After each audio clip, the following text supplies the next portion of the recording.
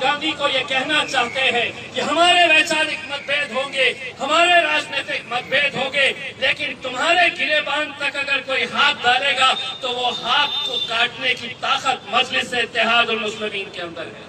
क्योंकि आज अगर वो राहुल गांधी तक पहुंच सकते हैं तो कल वो मेरे ख्याल बैरिस्टर असदुद्दीन अवैसी तक भी पहुंचने की हिम्मत रख सकते हैं। ये लड़ाई विचारों की, हमारे अलग अलग मतभेद हो सकते हैं, लेकिन आज इन मुद्दों के ऊपर हम सबको एक साथ मिलकर आने की जरूरत है। हम चाहेंगे कि इसकी शुरुआत औरंगाबाद से हो। यानी कि पिछले साल जब लोकसभा का अधिवेशन चल रहा था तो वहां पर समाजवादी पार्टी के एक सांसद आजम खान साहब, उस वक्त स्पीकर एक लेडी थी और उन्होंने अपने तकरीर के दौरान कुछ ऐसे जुमले बोल दिए थे जिसकी वजह से भारतीय जनता पार्टी के जितने भी सांसद थे वो आग बबूला हो गए थे। आजम खान साहब ने ये कहा था कि ये स्पीकर जो एक महिला है वो मेरी बड़ी बहन के समान है। भारतीय जनता पार्टी वाले बिल्कुल मानने के लिए तैयार नहीं थे। पूरा सांसद उन्होंने सर पर उठा लिया था। आजम खान साहब को मजबूर किया गया था कि आपने माफी मांगना चाहिए क्योंकि आपने महिलाओं के खिलाफ गलत शब्दों का इस्तेमाल किए थे। मैं उस वक्त सांसद के अंदर मौजूद था। आजम खान साहब ने माफी मांगने के बाद भी जितनी भी भारतीय जनता पार्टी की महिलाएं सांसद थी उन्होंने ये मांग किए थे कि आजम खान के खिलाफ सख्त से सख्त कार्रवाई होनी चाहिए। सिर्फ एक जुमले के ऊपर अगर ये पूरी महिलाएं भारतीय जनता पार्टी की और उनके सहयोगी पार्टी की अगर सिर्फ एक जुमले के ऊपर इतनी आग बबूला हो सकती है तो उसी भारतीय जनता पार्टी के राज्य के अंदर मेरी एक बहन की इज्जत लूटी जाती है और ये पूरे के पूरे खामोश बैठे हैं। इससे ज्यादा अफसोस और शर्म की क्या बात हो सकती है। ये घटना होने के बाद सरकार किस तरह से रातों रात उस बच्ची की लाश को जला दिया जाता है और उसके बाद उसके परिवार तक कोई पहुंच न सके, सच्चाई बाहर निकल न सके, तो पुलिस का किस नंगा नाच वहां पर देखने को मिल रहा है कि ना मीडिया वालों को वहां पर जाने की इजाजत दी जा रही है, ना कोई और वहां पर जा सकता है, बल्कि हद तो ये हो गई है कि वहां का डीएम जाकर उसके परिवार वालों को धमकाता है। दोस्तों, किस दौर के अंदर हम जी रहे हैं इस बात का हमें अंदाजा लगाना चाहिए।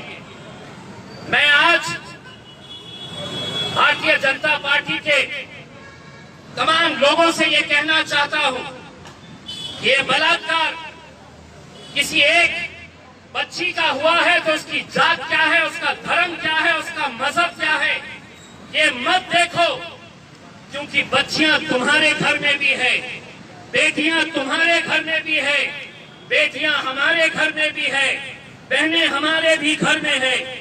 अगर आज उसे राजनीति के चश्मे से अगर देखेंगे तो शायद कल बहुत देर हो चुकी होगी। मैं आज जिस तरह डॉक्टर साहब ने बताया है कि आज हम एक ऐसे दौर के अंदर गुजर रहे हैं जहां पर डॉक्टर बाबा साहब का, अंबेडकर जी का संविधान कहां है, कैसे खत्म किया जा रहा है धीरे धीरे, ये आप हर रोज देख रहे हैं। इंसाफ की किस तरह से धज्जियां उड़ाई जा रही है। अगर आज इस मुल्क के अंदर हमारा यकीन किसी के ऊपर है तो हाँ, हमारा यकीन सीबीआई पर था, हमारा यकीन सुप्रीम कोर्ट के ऊपर है, हमारा यकीन लोकसभा के ऊपर है, पार्लियामेंट के ऊपर है। लेकिन अगर यही संस्थाएं अगर खुलेआम अगर आज कानून की, संविधान की धज्जियां उड़ाने जा रहे हैं तो ये बहुत अफसोस की, शर्म की और बहुत एक खतरे की घंटी हमको सुनाई दे रही है। दोस्तों, 500 साल पहले कैसी मंदिर गिराई गई थी, किसने मस्जिद बनाई थी, उसका पूरा ब्यौरा आपके पास है। 500 साल पहले क्या हुआ था, इसका पूरा हिसाब आपके सामने आपको दिखाया जा रहा है। लेकिन 28 साल पहले जब वो मस्जिद ढाई गई थी, पूरी दुनिया ने देखा था, पूरी दुनिया देख रही थी टेलीविजन के ऊपर कि वहां पर कौन कौन लोग गए थे, कैसी कैसी बातें कही गई थी, कैसे कैसे नारे लगाए गए थे। और अगर आज अदालतें ये फैसला करती है कि ये नहीं, ये सब बाइज्जत बरी हो रहे हैं, तो आप सोचिए कि आने वाला कल कैसा रहने वाला है। हम लड़ेंगे, हम इंशाल्लाह जितनी हमारी ताकत है हम लड़ेंगे। ये लड़ाई किसी एक मजहब की नहीं है, ये बलात्कार को हम किसी एक मजहब के चश्मे से नहीं देख रहे हैं। एक जवान बच्ची की इज्जत लूटी जाती है और रातों रात अगर उसके बॉडी को वहीं पर पुलिस की निगरानी के अंदर, पुलिस के हाथों अगर उसे जलाया जाता है, तो सोचिए उसके परिवार की पीड़ा, सोचिए उसके माँ बाप, उसके घर वालों की क्या हालत होगी। ये एक बच्ची जिसका अंतिम संस्कार भी उनकी मौजूदगी में नहीं कराया गया। ये अगर गुंडा राज नहीं है तो क्या है? और क्यों नहीं वही भारतीय जनता पार्टी के लोग बाहर निकलकर इसकी निंदा कर रहे हैं? क्यों नहीं वो लोग भी इस तरह का अपना गुस्सा जता रहे हैं? ये महज 40-50 लोग अगर हम यहाँ पर इकट्ठा हुए हैं तो सिर्फ इसलिए कि कल जब हमें परमिशन दी गई तो हमें बताया गया कि 20 लोग से ज्यादा नहीं रहने चाहिए, 30 लोग से ज्यादा नहीं रहने चाहिए। हम भी अगर चाहे तो आज औरंगाबाद शहर के तमाम जाति, धर्म और मजहब के लोग सड़कों के ऊपर निकल कर आएंगे। अगर इसी तरह की जुल्म और ज्यादतियां चलती रही तो हमारी भी बर्दाश्त करने की एक सीमा है।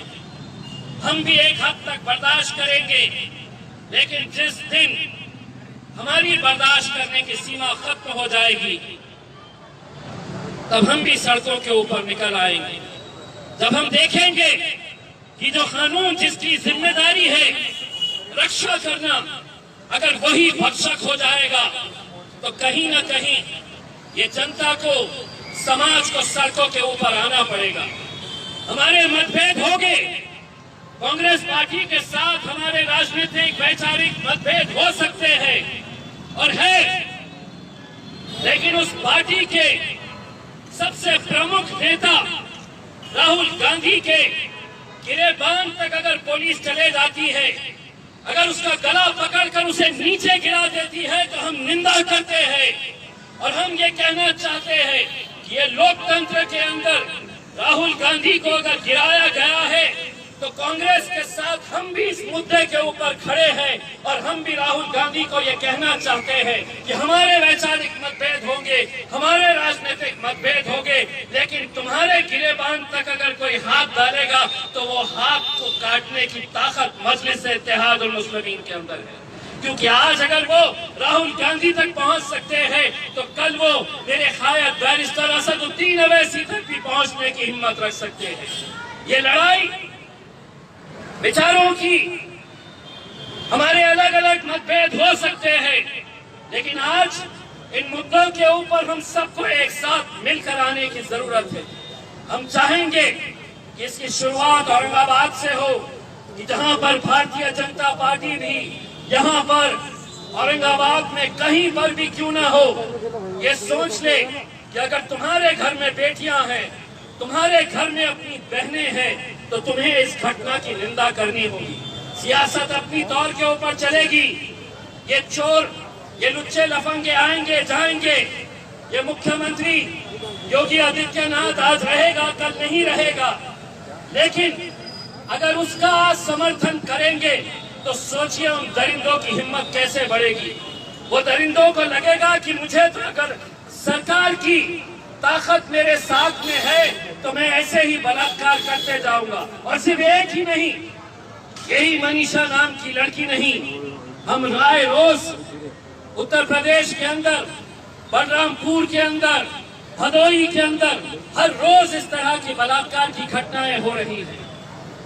लेकिन अगर इनकी निंदा नहीं की गई, अगर योगी आदित्यनाथ को वहां से हटाया नहीं गया, तो हम तो ये समझेंगे कि इन बलात्कारियों का समर्थन इस मुल्क के वजीर आजम नरेंद्र मोदी और अमित शाह भी कर रहे हैं। इन दरिंदों की हिमायत वो लोग भी कर रहे हैं। कहाँ है वो स्मृति ईरानी जिसने आजम खान के एक जुमले के ऊपर लोकसभा के अंदर इतना हंगामा खड़ा कर दिया था? अगर तू महिला है तो तुझे बाहर निकलकर इस बच्ची के दरिंदे जितने भी थे इनके खिलाफ बोलना पड़ेगा। अगर तुम नहीं बोलेंगे तो अगले अधिवेशन के अंदर तुम्हें हमारा भी सामना करना पड़ेगा। हमारे भी सवाल रहेंगे और तुम्हें जवाब देने पड़ेंगे कि किस तरह से हम एक कानून एक के लिए लगाएंगे और दूसरा कानून दूसरे के लिए लगाएंगे।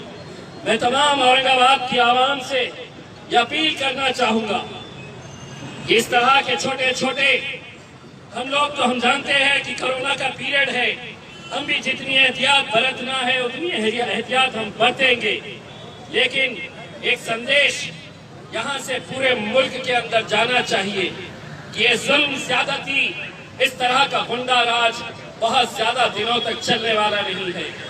ये सत्ता में बिठाने वाले यही जनता है। जिस दिन ये जनता सड़कों के ऊपर निकल आएगी तो इनके अंदर इतनी ताकत है कि ये सत्ता को नीचे भी ला सकते हैं, सत्ताधारियों को नीचे भी खींच सकते हैं।